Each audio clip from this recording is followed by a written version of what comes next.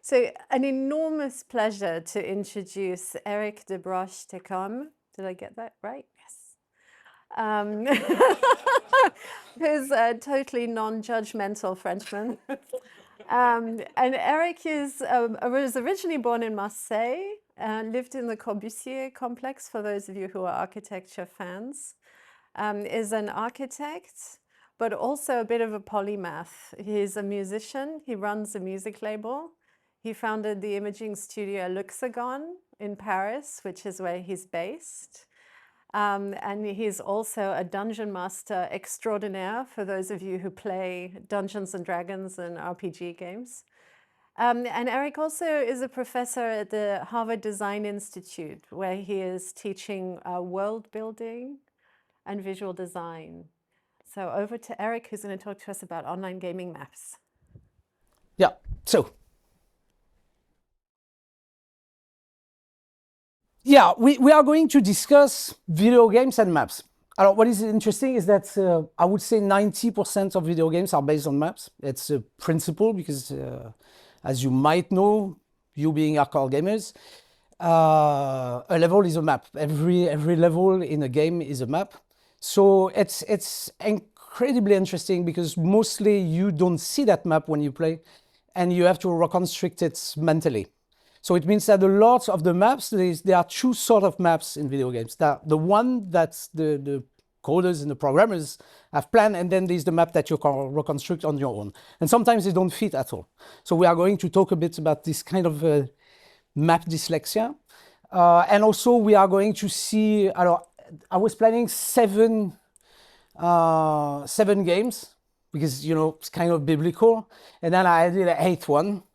So we are going to, well, the span would be over 8 games. The first one from the 70s, when I was born. When I was born, I'm sure it's not English. Was it? Is it?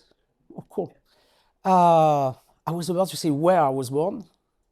Would that not be English? It's where I was born, it's the city where I was born. Okay, when I was born, to these days. So a quick genesis of video game.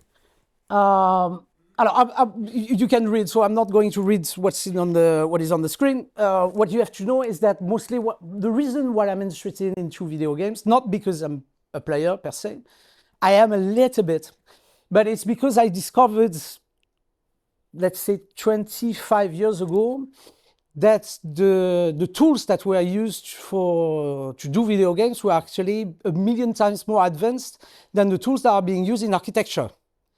So it means that basically people that are doing things that you would consider entertainment are much better equipped than people that are planning cities.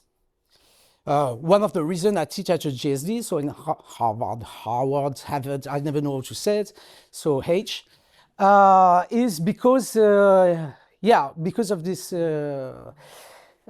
constat that there was a discrepancy in between, you know, the means for one that seems to be important, architecture, town planning, and the other one that seems to be a pure enjoyment. Games are not enjoyment. Now I have a very solid things for kids. If you want to fight your parents, games are simulations. Architecture, when it is this phase project, is a simulation as well. So this is where I found my little niche, bringing architect to video games and bringing also video gamers to architecture. Because funny enough, a lot of the work when it's not built, so when you remove the engineering part, is actually the same. So the thing with games being a simulation is that if you want to try your expertise at strategy, you have different options. Option number one, you go on the field and you fight until everybody is dead, and then you count the death and you know if you were a good strategist or not. Option two, you use a game to do that, and the chessboard is actually a map. It's the simplistic map, but it's actually a terrain. And it's not a terrain per se in the sense of you see the different geography. It's actually the different pawns, the different figures that will indicate some sort of terrain. For example, the horse will go 2 and 1, the one will be straight. So if you were tracing roads, finally you will have a map in the end. Also, a lot of the board games are maps. For a good reason. It's easy to, there is a problem of scale, and to resolve that problem of scale, you have to have some sort of finish ending on all sides in order to be able to play. Alors, it turns out, funny fact, that for the Monopoly, the French Monopoly, I've only lived in Paris in streets that are in the French Monopoly. Rue Lafayette, so it's bizarre, but that's the way it is. You have 5 different flats, 5 different places on the Monopoly. I don't know if it means something, but it must mean something. I will discover that when I die. So being in Oxford, I will, well, you know that map, you know that Tolkien kind of wrote the book based on the maps. He needed to have the map in order to have some sort of time frame and also some sort of idea of distance in the book. And this map is foundational also to video games. For kind of a funny reason is that Tolkien was not very much read until the 60s, until the American discovered the orbit. And this sort of American, the one from Woodstock, hippies full of LSD, that absolutely have no intention to work or fight in Vietnam, and were into, they invented the modern technology. All these people barefoot, here you can see Steve Jobs, without, you know, what we call shoes in France, chaussures, explaining that the future, alors imagine the accountants with their suits looking at Steve Jobs saying computer is the future. The CEO from IBM at that moment said, computer, they will never work. A bit like my dad. And after that, internet will never work. So, you know, finally, people with suits are not to be trusted. People full of drugs are the future. Right, somehow it's a good news. So it means you can start now.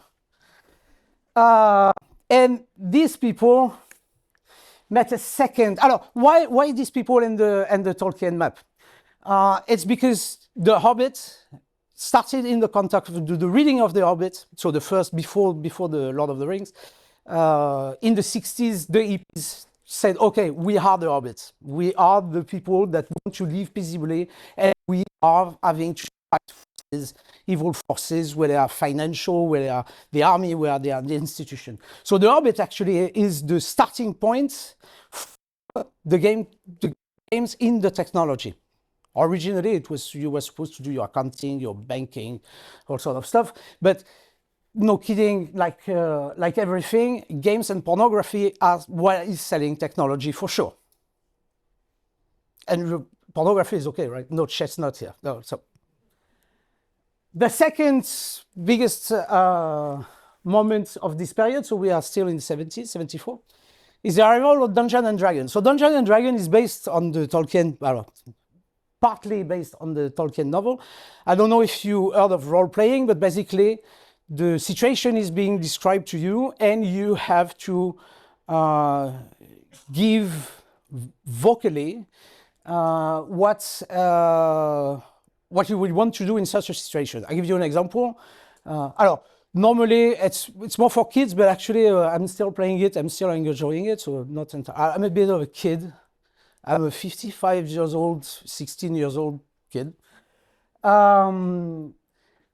Let's say there is a door, and so it's played in group. There is no maps per se. There is a dungeon master that will give the indication saying what's going to happen, and there are players that will answer to these indications. For example, the dungeon master will say, it's not pornography, dungeon mastering is just really into games still. Huh?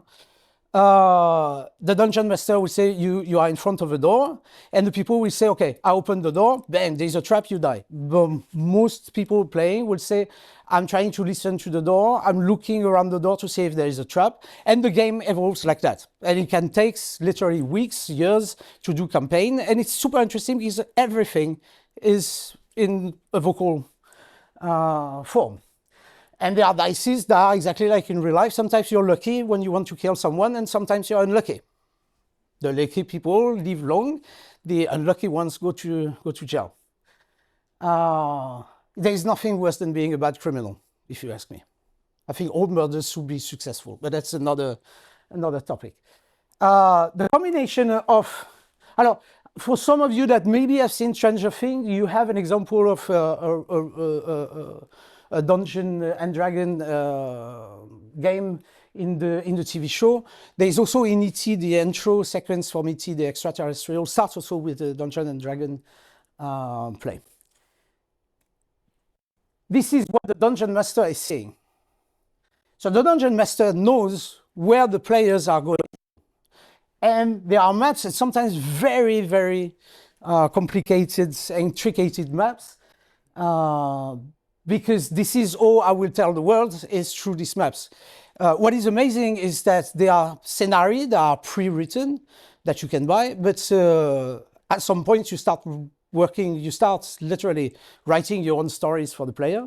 And this is where it's interesting because you have to gather documentation. So second part of my education was, in order for me seeing all these maps with my parents and the museum, I was allowed to go to Blackwell and buy the Dungeon and Dragon manuals, and also, for example, I don't know, books on chivalry, battles and everything. So I know all the names of all the British weapons, or I don't know, British, English, all the medieval weapons, I know the name because I had to learn them. That was my retribution, my prize for being so passionate in museum. I was offered the Dungeon and Dragon thing and things that will help me doing Dungeon and Dragon maps. Oh, lucky I was. I wanted a computer, but I got that. Now you cross it with a simpler video game, Pong, which is still, in my opinion, one of the best video games ever made because you cannot not understand how it works. You go with both, I don't know if you knew, but Atari, the firm, that has disappeared now because they were doing more orgies than accounting. But they were the richest company in the 70s, by far, more than Apple is these days, doing only games.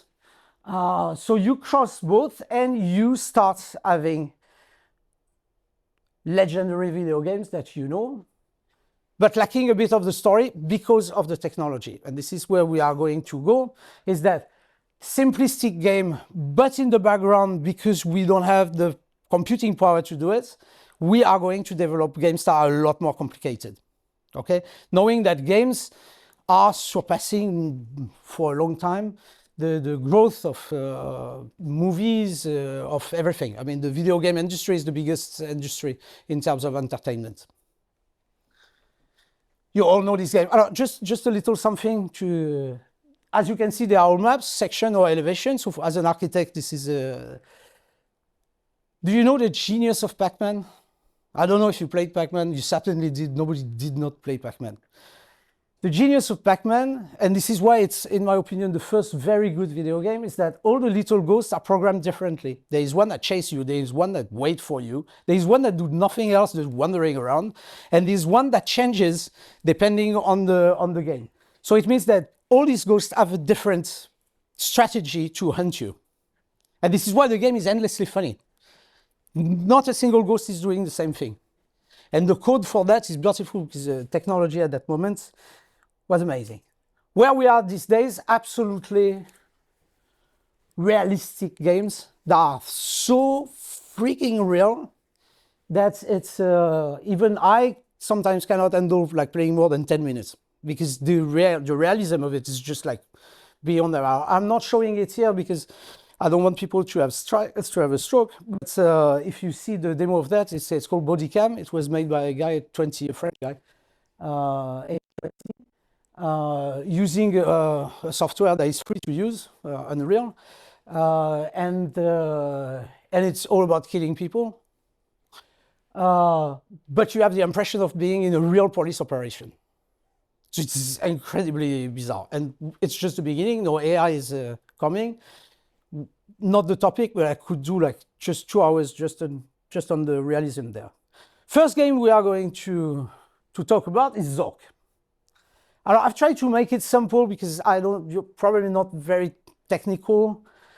I assumed, maybe I'm wrong.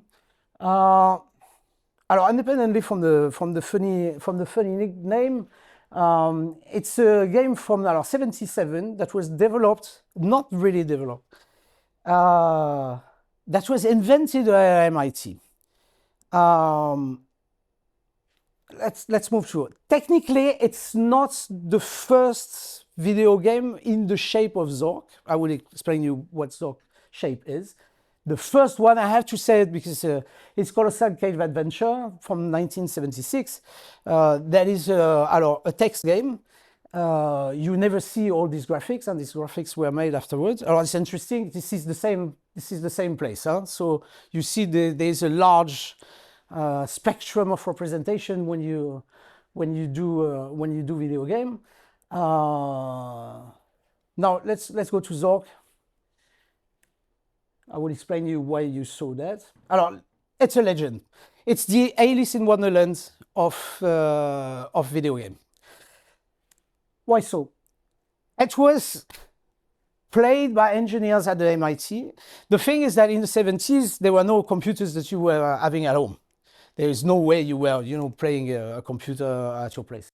So what you were having, you were time-sharing mainframes, like this one. This one is the size of the wall, huh? So we're clear in terms of... and it has a lot less power than whatever watch you are wearing at your... and at the MIT, they were up to time-share this thing, so they were doing a running calculation on weather, astrophysics, nuclear physics, but you had to wait. Sometimes the computing was taking a bit more time, so you had to wait eventually 1 hour before getting the... And someone said, okay, maybe I could do a little game, and I could dedicate a little bit of the computer power to create a little game, and people will play the game so they can wait until the computation is done. An absolute disaster. Nobody worked at the MIT. Everybody was playing the game. Nobody was interested into the military were literally rolling on the floor. So for an entire semester, and that instead of working seriously with public money, searchers were playing Zork. What is Zork? Are you asking me? But let's see what Zorks look like. So let's stick the floppy disk into and let's start Zork. That's Zork. Not exciting, right? West of the house. You are standing in an open field west of a white house with a boarded front door. There is a small mailbox here. What is new is that for the first time you could have an interaction with the computer. You type on the keyboard, open mailbox. It doesn't look like it, but at that moment it was amazing. Being able to respond and the computer to understand what you are saying, and in the case of Zork, it was 4 words. This is why I didn't talk about Colossal Adventure, because Colossal Adventure has only 2 words, which limits the gameplay. You open the mailbox, opening the small mailbox, so the computer answers what the action does. You say, I take the leaflet, there's a leaflet, you take the leaflet, taken, you read the leaflet, welcome to Zork. You understood the game. Starting now, you are being given instructions, and you will write your way through the game. And the game is immense. That's why people start and have a very bizarre sense of humor. As you have seen, the name of my talk is You Are Likely to Be Eaten by a Grue. It's actually coming from Zork. And if you play the game, it's like reading Alice in Wonderland, but you instruct the computer to, deliver the Alice in Wonderland in small chunks. It's super funny. You want to read more of it. At the same time, you are into an adventure. And what's wonderful is that this adventure is not designed. You do the design in your head. And also, people were starting to do their own maps based on it. What it is. Where am I going? It's complicated. Alors, this is the real map from the game done by Dave Leblings. So this is they think it afterward. Honestly, at the beginning it was a bit complicated. There were lots of bugs. People were a bit lost into the stuff, but people were starting to do their own map, and it's super interesting because with time progressing, the game the maps became better and better. You see, the small house is there. Everything else you have to play. The small house is the little green circle here. So you imagine the quantity, and every time you will do a move, there will be a prompt that will tell you what do you want to do. This is one of my favorite maps based on the same game. The house is on top there. And then you have different levels. So people understood that there was a third dimension to it. And the creation, just with a text game, the creation of map was immense. There are thousands of maps of Zork. Only one official that is now in your collection, Ellen. So this is the one where needless to say, the game became so popular that it left the mainframe, went into computers, and still exists these days. If you want to play Zork, you go on the internet, you say play Zork, you will have like plenty of websites that will permit you to do that, because it's a very limited technology. If you are in technology, do know this Zork is also the first interpreter, so it means that it was the first program that could run on different machine, being understood differently by the machine. You write one code read by all through a compiler and an interpreter. So in terms of technique, it's also remarkable. Just passing by. AI arrives and say, okay, I will do my own Zork images now. I can. So I prompted Midjourney. After all, Zork was a prompt. I don't see why I would not prompt Midjourney about the description. So here is the house with the mailbox that contained the leaflets. And if you want to play, there will be, this is a forest with trees in every direction, which is also coming from Zork. And you found a clearing, but it's getting better. This is the immense underground reservoir, because you go under the hot earth, and plenty. You have to have a dirty troll room. It's in Zork. And a temple. And when you reach the temple, well, you didn't finish Zork because there will be more Zorks. The success being that there will be Zork 2, Zork 3, Zork 4, Zork. All less good. Everybody will ask me, and I know this is going to question, why Zork? Because you will look yourself. Okay, let's move to another game. Myst. So Myst, Myst, I think I've lost probably 6, I would not say valuable months of my life, because, you know, we are nothing. We're all going to die, and we are, you know, dust to dust. Still, I could have used to do something else than playing Myst. Myst is an experience. So Myst is later, and we are 20 years, nearly 20 years later after Zork. Alors, it's not to say that nothing happened during these 20 years, needless to say, plenty of things happened. But I'm not going to talk about it, because we will be here tomorrow and probably the next month and probably next year if I had to talk about all the games. So I choose, you know, handpicked a few ones that could be of interest for you. This is the beginning of the CD-ROM. So the first one was really playing on the floppy, you know, big stuff that were never working. CD-ROMs arrive. It means more space for stories in terms of techniques. And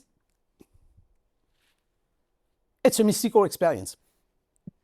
It's a mystical experience because there was no internet at that moment, which means that you were confronted to the game. There was no way of cheating.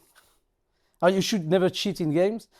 At the same time, you should cheat in games, because if not, sometimes it takes too long. But here, there was no cheating. And I played it on my first computer. So finally, I won the fight with my parents. I had to reimburse it, but when I was, I was 22. This is the first computer I have. This is really mine. and I put the CD into that slot there, and hell started. Alors, technically, what is remarkable with Myst is it was written with a free software that were given with all the Macs at this moment. I don't know if some of you remember HyperCard. It was in all the Macs. If you are a Mac person and you had a computer during this period, HyperCard was everywhere. It's a very simple card game. It's not a card game. It's like levels. You click and you see where you want to go. You can do address books. You can do also. It was Apple thought that people were going to program their own stuff. Turns out not really, but that was the foundation for me. So it means that this game costed very little to develop, even less than Zork to a certain level. And made billion. It's the most sold game in the history of video games to date. So it means that literally $20 and you earn 200 million, I think, for the first 5 years. Funny enough, they flunked in the end. They got bankrupt, but you know, that's life in the technology world. There's always someone doing a better game. And everything there is a map. Alors, it's an island, and you go on this island. Alors, a bit like Treasure Island in a way. And this island is full of mysteries. You don't know what you're doing there. You don't know why you're there. You don't know what you have to do. And you have to discover it through an awful series of puzzles that are like just like demented. But I mean literally demented. Some took me, I was waking up at night saying, oh yes, that must be that. And I was having a notebook and I was like literally not eating, now I'm eating a bit more, but at that moment, not eating, not just thinking about Myst. Stranded on this island, I spent 6 months of my life like Robinson Crusoe, a modern Robinson Crusoe. 6 years, 6 months there, not moving, horrible. I will show you a little bit of Myst so you understand what it's all about. Alors, knowing that I probably opened that game 160 times or 170 times, it means that the music at some point became like I have it in my head very often.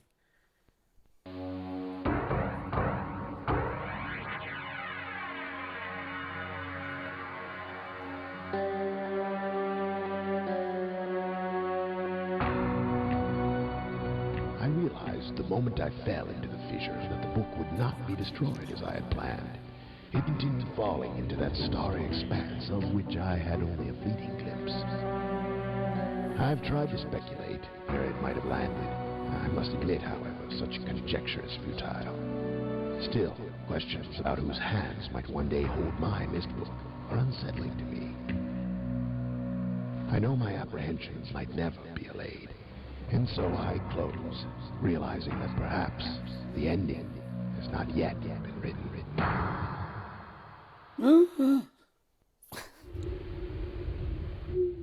Here we go.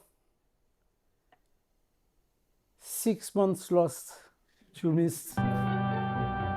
Dip, dip, dip, dip.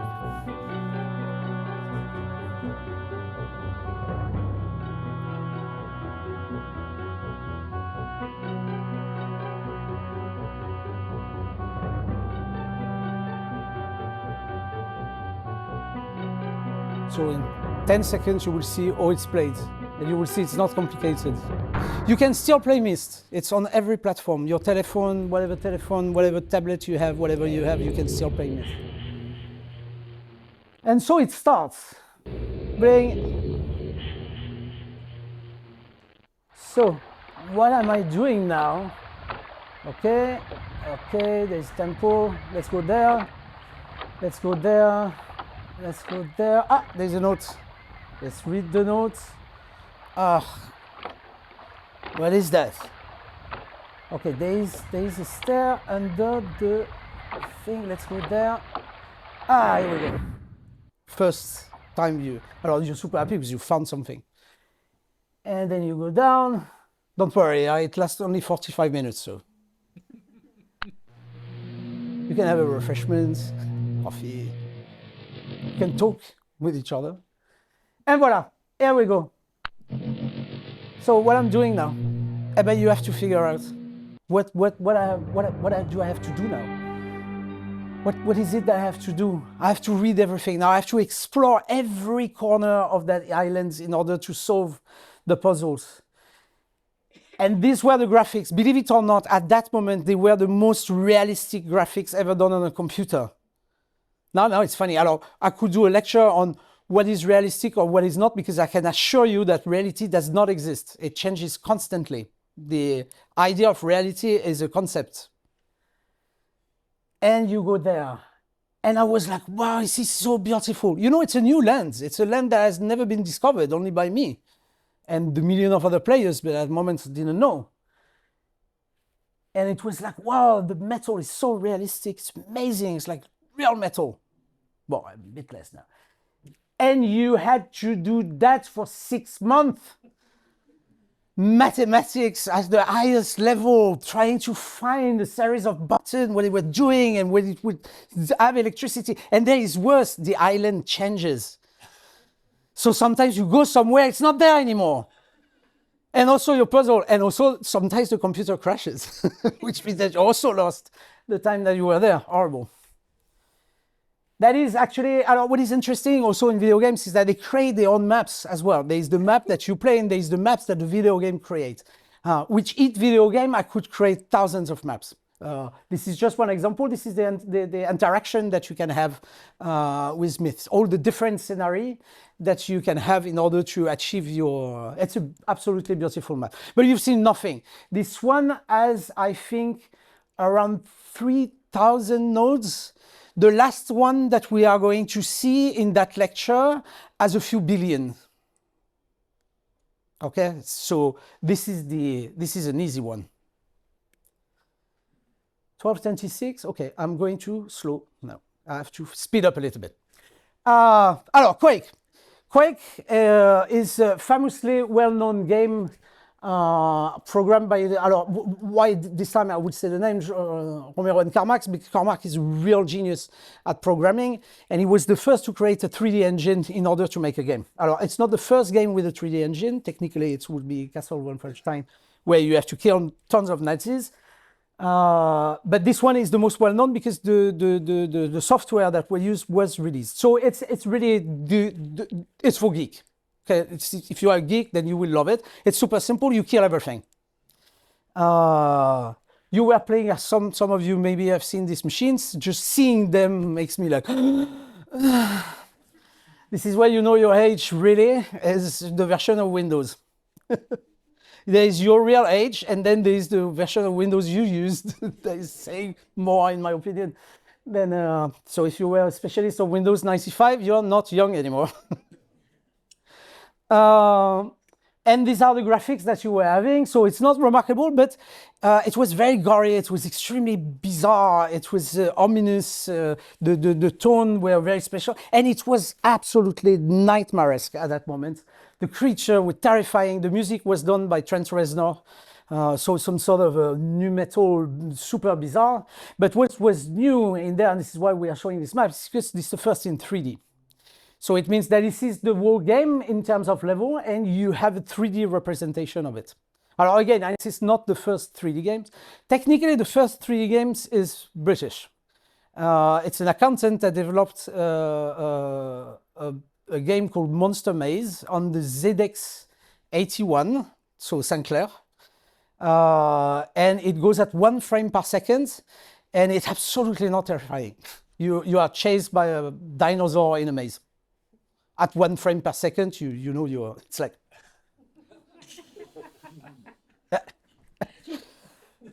here it's fast. Here you're killed. So here you can see John McCormack programming the game. So it gives you a bit the ambience of the, it's not exactly the office, the normal office. But what's remarkable is that the software that they used, they released to the public. And I was a young architect. I was studying architecture at that moment, and I said, ooh, what? A 3D software for free?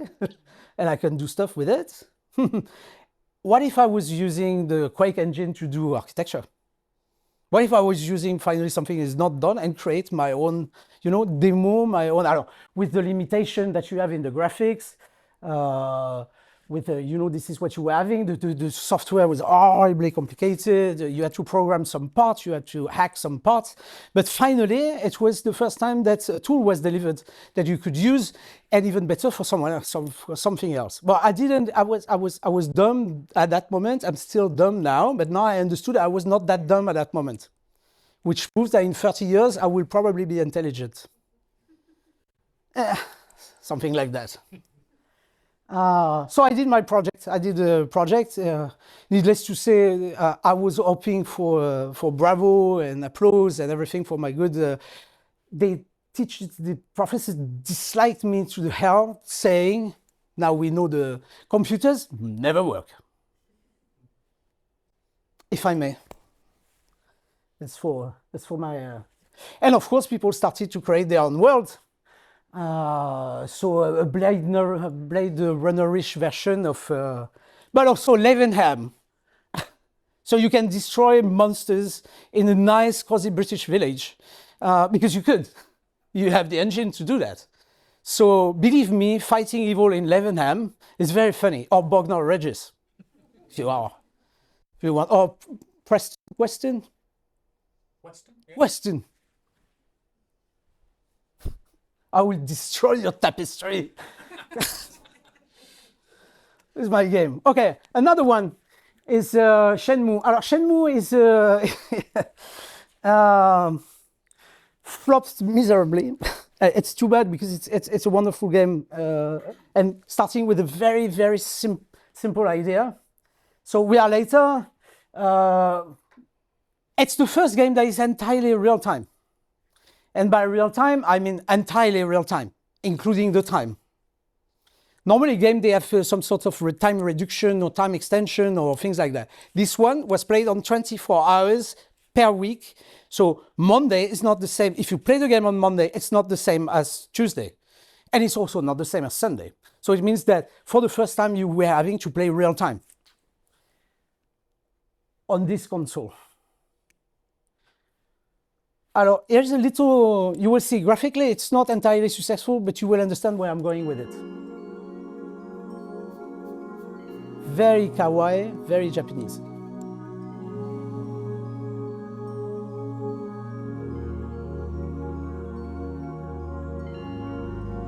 I love the drunk people in the street. I think this is one of the nicest touch of the game. When it's night, at 8, it's okay.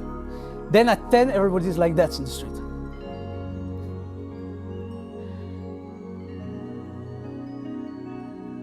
So what is it? It's real Japan. Finally, it's kind of worth a trip to Japan. It cannot be more Japan than that. It's slightly boring, extremely beautiful, and in real time. So when it was snowing at the place where the game takes place, it was snowing in the game. So you were having some sort of immediacy. Oh, this I'm sure is not an English word. Immediacy is an English. I'm so lucky today. And no chest yet. Well, you got the idea of that. What is interesting is that it's a video game that is based on a real map. This time it's a touristy map. It's Yokosuka. So this is really fascinating because someone said, okay, why are we creating maps, complicated and everything? Why don't we just take a map and make it the most realistic possible and have adventure happening here? And this is where it's remarkable, is that it pushed it to everything. Actually, it's a real representation of Yokosuka. What you have in the game, you have for real. And it's wonderful because I've been to Japan 67 times. That's a lot of times. Sometimes 3 times or 4 times a year because I love Japan. I can't say, I love England even more. UK, Great Britain, I'm never exactly sure what I should say. So I would say England, but consider this for everything. I feel home. And I was missing Japan, and when I discovered that game, the reason why I was playing it is not at all because I was interested into the game itself, although it's very funny. It's more because I could visit Japan. I could be there. I was having the sensation of Japan. And what is even better is and I could move into it. I could really spend time there. I could play pachinko. Pachinko, pachinko shimasho. Let's go to pachinko in Japanese. And because the game is in real time, so it means that if you are playing on a Sunday, or technically the shops are not closed on Sunday in Japan, but it's just an example, and you were having a quest to do, if the shop was closed, you had to wait. And when you have to, you see it's a little cat with a girl. So you do nothing else but helping kids, you know, taking the cat down from a tree, or you help old people with their groceries. Literally, you have time to lose. And it's absolutely amazing that you lose time by really losing time in your real life. Conceptually, it's interesting. Now let's talk about World of Warcraft. Our World of Warcraft, I still on time? Am I late? How many minutes do I have left? 10 minutes? Holy chestnuts. I will need 20. I need 20. World of Warcraft, I started playing World of Warcraft in 2004. Every year I promised myself that I will not play World of Warcraft anymore. I'm an adult, I have a kid, I have a family, I have jobs. I'm a serious person. And every year in December, I renew my subscription, or I pretend that I did not notice that it was going, and then I have to play. Alors, World of Warcraft is a very, in my opinion, the closest to what the future, if we were having a metaverse, would happen. It's alors MMORPG, good luck pronouncing it. It's a massive multiplayer online role-playing game, which means that you are in a world, but it's unlimited by other players. So it means that the interaction is not just with the computer, this time it's with other humans. On a very large scale, just to give you the computer at that time. And here it's gigantic. Alors here it's literally gigantic. The world is literally gigantic. If you have to walk from this point to this point, it would take a month in real-time game. From the top of this thing to this, to this. Kind of a real-time scale. And all of these worlds are having landscapes that are specific. You have all the landscapes in the world. And the basis of the game, what I call the founding myths, are all the founding myths in the world. From Beowulf to Chinese, to Arabic, to... So you will wander that game like a world. Every situation of landscape, every part of the world is being represented in World of Warcraft. And you can play endlessly because it's not technically really a game. You have the choice of doing what you want. You can quest, you can gather things, you can collect. It doesn't matter. When you open the game, you say, oh, I'm not feeling fighting. I'm feeling more like taking my dragon and, you know, flying a little bit. I had a heavy meal yesterday. I mean, nothing better than flying a dragon when you feel a bit like, So this is technically what I do. So I'm going a bit faster, but the design of all that is absolutely stunning. There's even a pollution city. So for the people that are into global warming, here you go. This is Oxford in 2 years now. A lot of, the Cathedral of Exeter is there, in case you're wondering. And yeah, this is where I was born as a player. I wanted to show you where I was born. I am an undead woman in World of Warcraft. It's a game, right? So I'm skinny and a girl. Nice. And the first time I played, this is where I arrived. And I was like, wow, this is so beautiful. This place is really what I love. Not that our apartment is exactly, this is not the decoration I'm having, but I would like it. And look the thing. And what is beautiful with games, also all the illustrations that are based on that, because it's a genre that is being, bizarrely, because of game after video, people are being a bit judgmental. The artists are amazing in this department of game. Graphic artists, cartographers, architects. It's more complicated to do a game than a movie. Huh? Because a movie, it's a story that is being delivered to you and you don't have the choice. Here, you have to handle all the situation, and believe me, players do crazy stuff. Huh? You tell them, no, don't go there, they go there. Guaranteed. Minecraft. I need, Ellen, 12 minutes. Alors, Minecraft, I want to introduce you to one Minecraft, because Minecraft, alors, kids played Minecraft. Everyone should play Minecraft. Minecraft is literally a phenomenon. It's a game that has been made by this guy, Marcus Notch person, him only. he started developing the game in the, I think it's, well, I don't have the dates here, but in the 2000 in Java, so a coding language that permits to be ported on all platforms. And alone, Microsoft bought that game for $2.5 billion. $2.5 billion is like a lot of money, huh? Even in dollars. For a single person. He's depressed since then because actually it was his grand oeuvre and he's regretting having sold it. There is nothing is more depressing than the tweets on X from Notch. Anyway, what he invented is an entire system. It's a sandbox. So it means that it's kind of describing a landscape in an atomic way. There is a seed, the seed generator map. All the maps are different, means infinity of maps that are all more or less accurate with the reality of a terrain. You have gigantic terrains. The graphics are super simple, simplistic at the very beginning, but don't fool yourself. The game is incredibly complicated. Actually, there is two parts. There is a game and there is the sandbox. We are talking about the sandbox. So I will show you just quickly how it's played. Quickly. So you create a new map. It's generating a terrain. And here you go. You have a world in front of you. You can spend your whole life there. And you can spend your whole life in all the million things. And then you will start having to craft your own objects. So I'm going a bit fast, but the idea is that every piece of the terrain you can use and you can start creating objects. The landscape is amazingly beautiful, even when it's chunky like that. But what is better is that with the technology, the advance of technology, it's becoming more and more realistic to the point where the terrain will be the most realistic possible. And all because of one block. With one block, you can do an infinity of blocks. You can assemble them endlessly and create whatever objects you want. You can create the Mist Island, or you can create, you know, this place, right? You remember that map? A year ago in Minecraft. They recreated the entire Tolkien world in Minecraft. Full size. 10 years.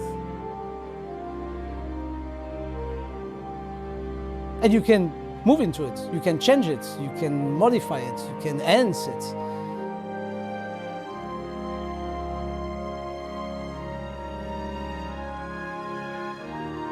The dwarfs, Thorin's Ore. I think the thing I'm proudest of is how resilient the community is. We've had to work through some really enormous challenges together, and now in our 10th year, you see, I think that the project not is really a stronger game than now. ever. It could be a simulation tool amazed for and blown like away everything. by how talented and skilled everyone is in this community.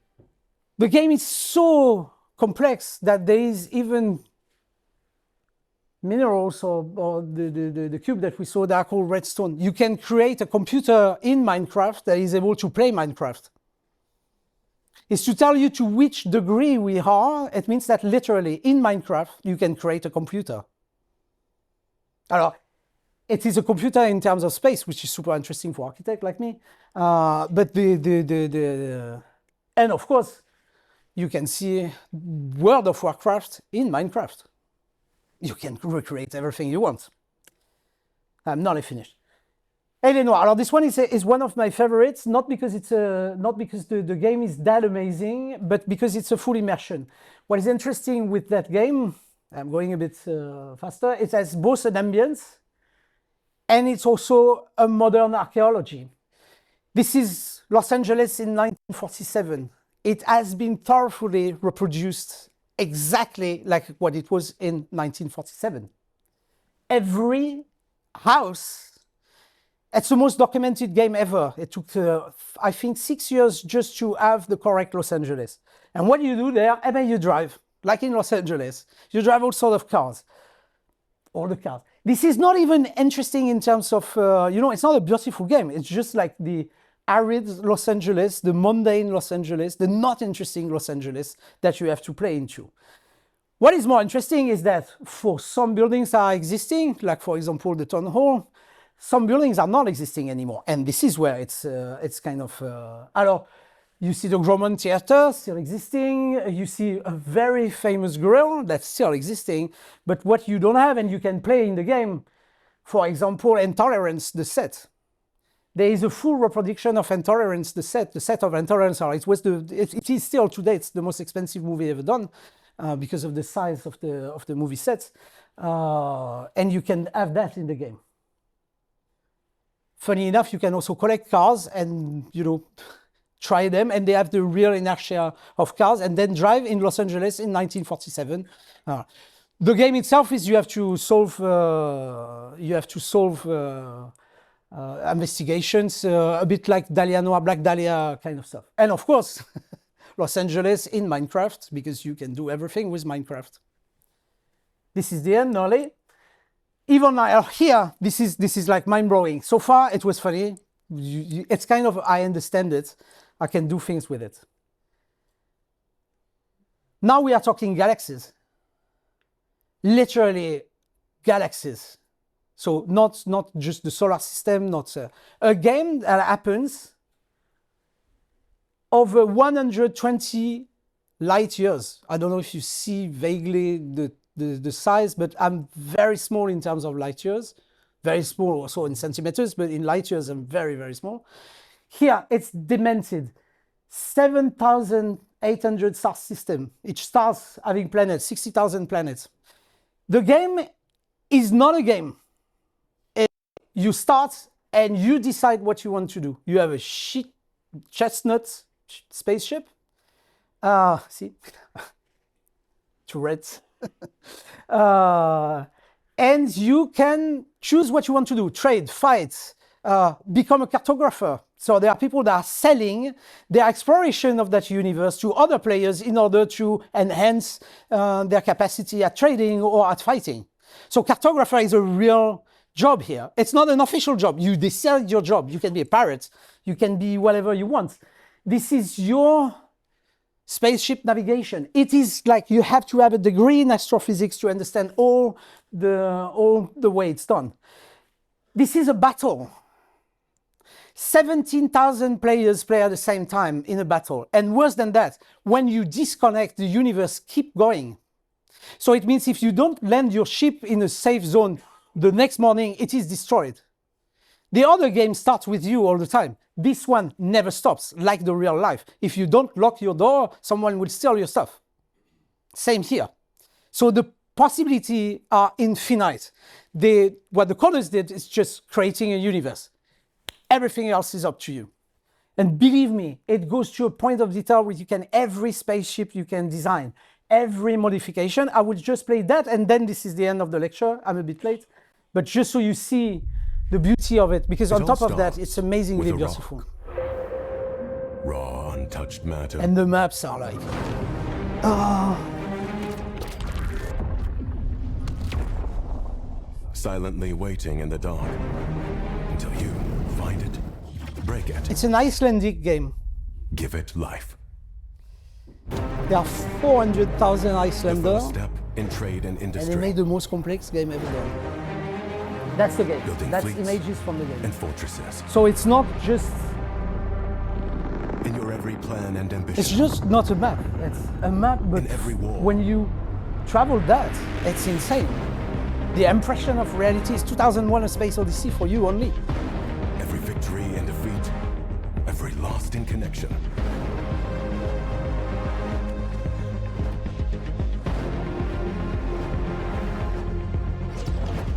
You understand why cartographers are super well paid here.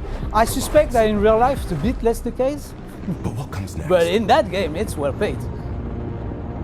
By the way, you can exchange the money that is in the game for real money. An instant to react. And here we go. This is the end of this introduction to video games and maps. Thank you very much.